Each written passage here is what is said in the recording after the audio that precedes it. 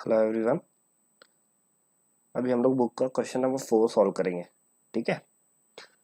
From the following trial balance of mister Piyush and mister Arun you are required to prepare trading and profit and loss account and balance sheet. ठीक है। Trading, profit and loss और balance sheet बनाना है। अब देखो, ये वाले problem में सिर्फ कैपिटल अकाउंट्स गिवन है, करंट अकाउंट नहीं है, तो करंट अकाउंट बनाने की जरूरत नहीं है। ठीक है। सबसे पहले एडजस्टमेंट्स देख लेते हैं। Stock on hand as on 31 March 2019 was cost price 40,000, market price 35। अब देखो, जब भी क्लोजिंग स्टॉक की दो वैल्यूज गिवन रहेंगी तो आपको जो वैल्यू लेनी है वो लेनी है लेस वाली, विच एवर इज लेस। ठीक है। ऐसा क्यों करते हैं हम लोग? क्योंकि अगर आप ज़्यादा वैल्यू लोगे और कल चल के अगर स्टॉक उस रेट पे नहीं बिका तो क्या होगा? आपको लॉस हो जाएगा। और अकाउंटिंग की पॉलिसीज क्या बोलती है कि अगर आपको फ्यूचर में होने वाली कोई प्रॉफिट है तो उसको आप अभी से मत शो करो। ठीक है। हमेशा कम रेट पे वैल्यू करो।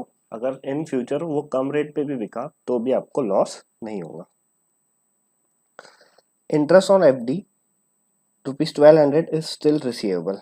आपका फिक्स डिपॉजिट है, इसको टिक कर दो। इसके ऊपर 1200 का इंटरेस्ट अभी भी मिलना बाकी है। देखो, यहाँ इंटरेस्ट ऑन फिक्स डिपॉजिट दिया है, इसको भी टिक कर दो। इसमें इसको हम ऐड कर देंगे कि 1000 का इंटरेस्ट मिला है, 1200 का और मिलने वाला है। Provide RDD at 2.5% on debtors. Salary debtors के ऊपर 2.5% की आरडीडी बनाना है कि डेटर्स। Depreciate furniture bye 5%। आपका फर्नीचर डेप्रिशिएट हो रहा है 5% से। Goods of 8,000 destroyed by fire and insurance company admitted a claim of ₹6,000 only. इसको लास्ट में सॉल्व करेंगे। ठीक है। ये नया एडजस्टमेंट है, 11th में आप लोगों ने नहीं देखे हो। ओके, स्टार्ट करते हैं। सबसे पहले स्टॉक 1/4/2018, ये है आपका ओपनिंग स्टॉक। कहाँ आएगा? ट्रेडिंग अकाउंट के डेबिट में। ये लिखिए to opening stock 30,800। Next purchases की सैलरी से गलती से आ गया। ठीक। परचेसेस 80,000 की आपकी परचेस है। अब जब भी आप परचेस लिखोगे तो आप क्रेडिट साइड में चेक कर लिया करो कि परचेस रिटर्न तो नहीं है, तो ये वाले प्रॉब्लम में नहीं है। Okay. To purchase trading account के डेबिट में। देखो, परचेज, बाइंग और गुड्स को आपकी शॉप तक लाने में जितने भी खर्चे होंगे वो सारे के सारे ट्रेडिंग के डेबिट में। या अगर आप मैन्युफैक्चरिंग कर रहे हो तो मैन्युफैक्चरिंग से रिलेटेड जितने भी खर्चे होंगे वो सारे ट्रेडिंग के डेबिट में। ठीक है। तो परचेस, बाइंग ऑफ गुड्स से रिलेटेड एक्सपेंस है। सैलरीज जो आप अपने शॉप के वर्कर्स को देते हो। अब ये सेल्स से रिलेटेड है, इसीलिए जाएगा प्रॉफिट एंड लॉस में। ये आ गई आपकी सैलरीज। Then wages. वेजेस रहती है मैन्युफैक्चरिंग से रिलेटेड, प्रोडक्शन, जो फैक्ट्री में लेबर काम करते हैं उनको देते हैं, इसीलिए आएंगी ट्रेडिंग अकाउंट के डेबिट में to wages. Carriage, carriage goods को लाने के लिए लगता है। ठीक है। शॉप में लाने के लिए, जब आप गुड्स कहीं से खरीदते हो और उसको आप अपनी शॉप तक लाते हो तो जो ट्रांसपोर्टेशन कॉस्ट लगेंगी वो होता है आपका कैरियज। कैरियज इनवर्ड है ये। ठीक है। ये भी जाएगा ट्रेडिंग अकाउंट में। फिर रॉयल्टीज। रॉयल्टीज भी आपको एक्सप्लेन किया हुआ है कि अगर आप किसी और का फॉर्मूला यूज़ करके या किसी और के कॉपीराइट्स यूज़ करके आप प्रोडक्शन करते हो तो प्रोडक्शन के ऊपर आपको जो मेन पेटेंट ओनर को या कॉपीराइट ओनर को जो पेमेंट करनी पड़ती है उसको आप बोलते हैं रॉयल्टीज। अब ये भी प्रोडक्शन से रिलेटेड है, इसीलिए ट्रेडिंग अकाउंट के डेबिट में। फिर हो गया आपका फ्रेट। फ्रेट भी गुड्स को लाने से रिलेटेड है। कैरियज, फ्रेट, गुड्स खरीद के ट्रांसपोर्टेशन के लिए जो कॉस्ट लगेंगी। Printing and stationery. Printing and stationery business, दुकान का खर्चा है। ठीक है। ये गुड्स से रिलेटेड नहीं है, ये सेल्स से रिलेटेड है। आप बिल इनवॉइसेस बनाते हो या बाकी जो जैसे नोट को लगाने के लिए रबर्स वगैरह हो गए, तो ये हो गया आपका profit and loss, indirect expense, printing and stationery. फिर आते हैं आपके डेटर्स। डेटर्स कहाँ जाएंगे? डेटर्स जाएंगे आपके असेट में। ये देखो, printing, stationery profit and loss में आ गया। अब डेटर्स, डेटर्स को आप लिखिए असेट में। अब डेटर्स में एडजस्टमेंट है। क्या एडजस्टमेंट है? सबसे पहले मैंने डेटर्स लिखा 43,000, ये देखो। अब इसमें से 2.5% पैसे क्या होने वाले हैं, डूबने वाले हैं। तो इसमें से लेस कर देंगे, लेस RDD 2.5%, 43,000 का 2.5% निकालो 1075, माइनस करके फाइनल अमाउंट बाहर। अब ये हो गया फर्स्ट इफेक्ट। सेकेंड इफेक्ट, मेरे पैसे डूबने वाले हैं, मेरा लॉस है, तो सारे लॉसेस कहाँ जाते हैं, प्रॉफिट है लॉस में। तो ये आ गया आपका RDD 1075। नेक्स्ट,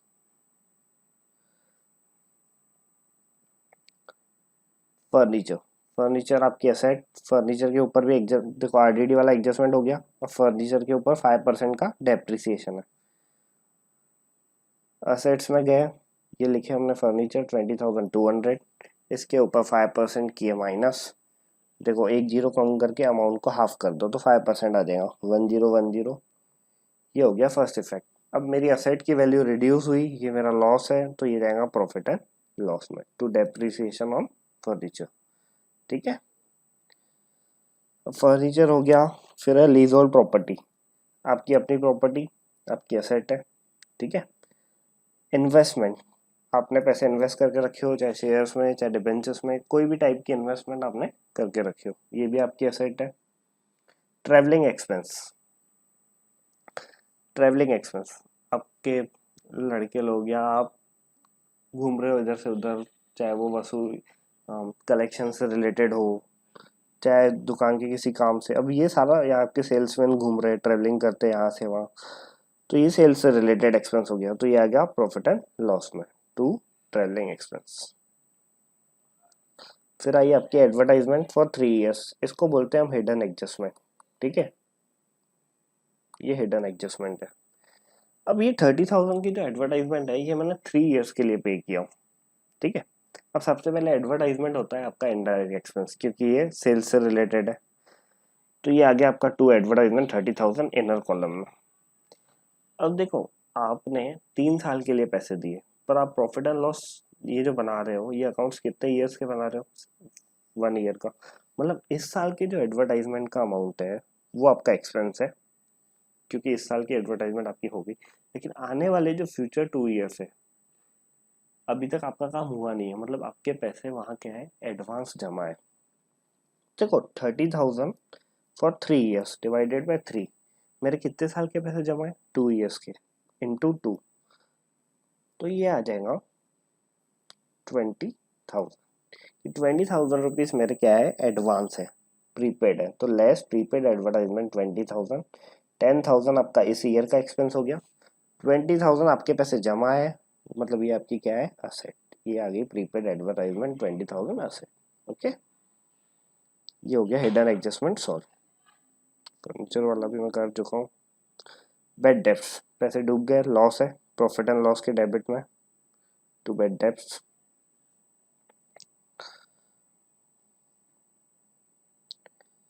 बेड डेप्स के बाद डिस्काउंट अलाउड, आपने डिस्काउंट दिए। अब डिस्काउंट आप किसको देते हो, जिनको आप सामान बेचते हो, मतलब सेल्स से रिलेटेड है ये, तो to discount allowed, to discount 1800। Cash in hand, आपके पास जो कैश पड़ा है आपकी एसेट है, असेट में लिखो। Cash at bank, bank balance, ये भी आपके अपने हैं, ये भी आपकी एसेट है। फिक्स डिपॉजिट, अब देखो इसमें एडजस्टमेंट है, क्या एडजस्टमेंट है, interest on FD 1200 is still receivable, मतलब 1200 का इंटरेस्ट इसके ऊपर मिलने वाला है, अभी तक मिला नहीं है। तो सबसे पहले FD, मतलब बैंक में आपने पैसे जमा रखे हो लॉन्ग टर्म के लिए, तो ये फिक्स डिपॉजिट आपका असेट इनर कॉलम में लिखे। अब इसके ऊपर आपको और पैसे मिलने वाले हैं, मतलब असेट की वैल्यू और बढ़ गई, और पैसे आने वाले हैं, तो ऐड इंटरेस्ट रिसीवेबल 1200। ये हो गया first adjustment, first effect. Second, पैसे मिलने वाले हैं, ये तो असेट हो गई। सेकंड, कि इंटरेस्ट आपके लिए क्या है, आप जो पैसे बैंक में जमा करते हो उसके ऊपर आपको जो इंटरेस्ट आता है वो है आपकी इनकम। तो ये देखो ऑलरेडी एक इंटरेस्ट दिया हुआ था, इंटरेस्ट ऑन FD 1000 जो मिल गया है। ये 1000 हमने लिखे इंटरेस्ट ऑन एफडी, इसमें प्लस कर दिया 1200, टोटल हो गया 2200।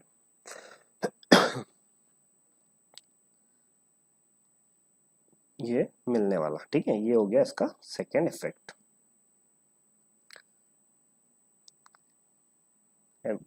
Capital account, Piyush Arun, capital कहाँ जाएगा, लाइबिलिटीज में, ठीक है, ओनर्स का फंड है, ओनर्स को आज नहीं तो कल वापस मिलेगा, दोनों की कैपिटल आ गई।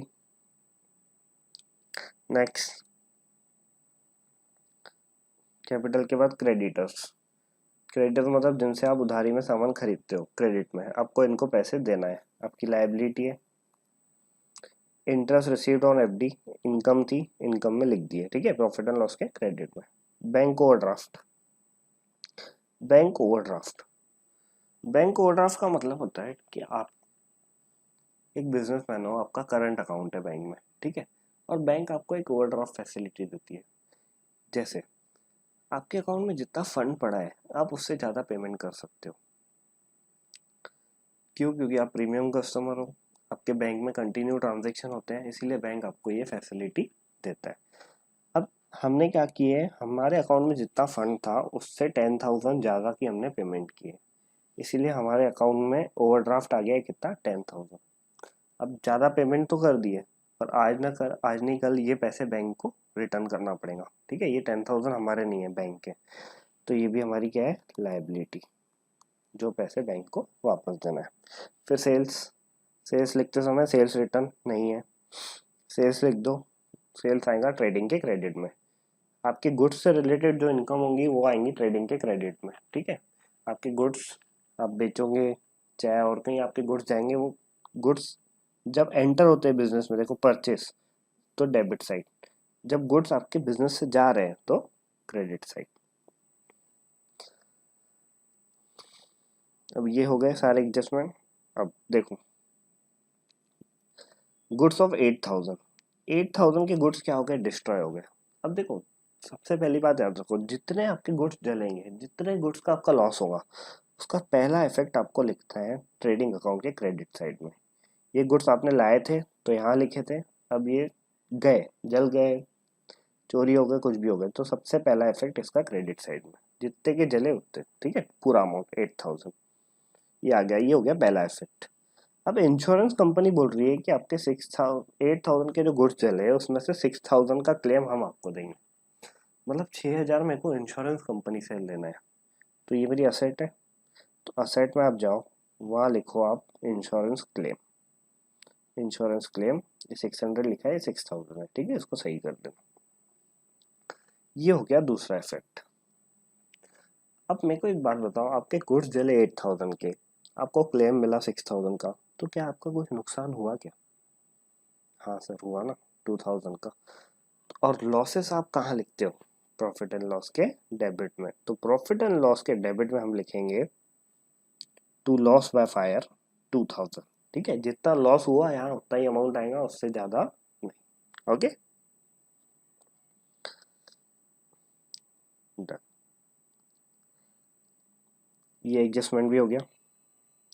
Stock on hand, closing stock, less वाला अमाउंट, ठीक है, बाय क्लोजिंग स्टॉक, इतना सामान बच गया, ओपनिंग यहाँ, क्लोजिंग यहाँ। दूसरा, स्टॉक बच गया है, मेरी असेट है, तो कहाँ जाएगा, असेट्स में, ठीक है, सेकेंड इफेक्ट जाएगा इसका असेट्स में। अब सारे इफेक्ट हो गए, ग्रॉस प्रॉफिट निकाल लो, ग्रॉस प्रॉफिट के बाद आपका नेट प्रॉफिट आ जाएगा, दोनों इक्वल पार्टनर्स है तो हाफ ऑफ, दोनों के कैपिटल में प्लस कर दो क्योंकि प्रॉफिट है, बैलेंस शीट की टोटल करके आंसर्स मेरे को भेजो, ठीक है, मेरे को सबके आंसर होना।